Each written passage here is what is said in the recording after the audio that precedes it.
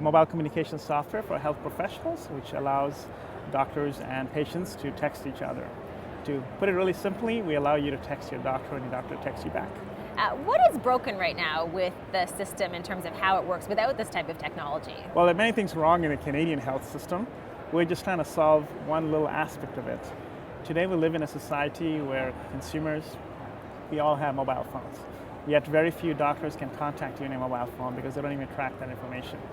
And the most important message that you want to receive on any single day is the message from your doctor. That's the one you get, and that's the one you respond to right away. We have developed a technology that allows doctors to text you securely, and the moment you get that message, you know it's from your doctor, and you text him right back. The average response to a text message is 30 seconds versus 4 hours for a voicemail. So imagine your doctor calls you and tells you your son had an accident. You want to get back ASAP, and you want to be able to identify that message is from your doctor. That's what we help doctors do, and we have applied our technology to simplify the workflow processes of a medical practice. And that brings efficiencies, improves customer satisfaction, and saves them time and money, and makes life easier in general. Doctors can be somewhat hesitant when it comes to adopting new technology. What do you think it is about the software that you're providing that makes it easy for them to transition? You hit on a pain point in the industry. Doctors are the worst people. They don't want to change ever. And in fact, the health sector has barely changed in 200 years of medical practice, or in fact, thousands of years of medical practice. We have found that the power of our system is that once the doctor starts texting you, the patient gets it and the reply. That two-way messaging capability from the application to your mobile phone and your response as a patient back drives the doctor to adopt the software. Our biggest client is the Scarborough Hospital mental health department, and they had a problem in their office, which is 40% of patients never showed up. These are mental health patients, and they have a very low show up for the rates.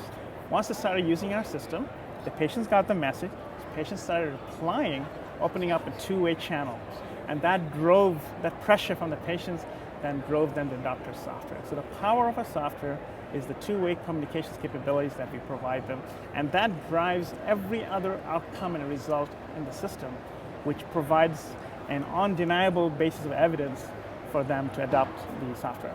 Let's talk for a second about privacy. When you have a doctor who is texting a patient, yes, I can only imagine that there's sensitive information Absolutely. that is being shared. Absolutely. How do you ensure that that information continues to stay private?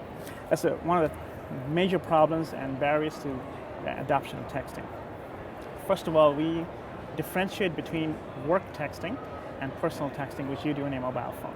We give each and every doctor a unique mobile number, which is only used for the medical texting. Second, we protect the data that is transmitted between us and the patient.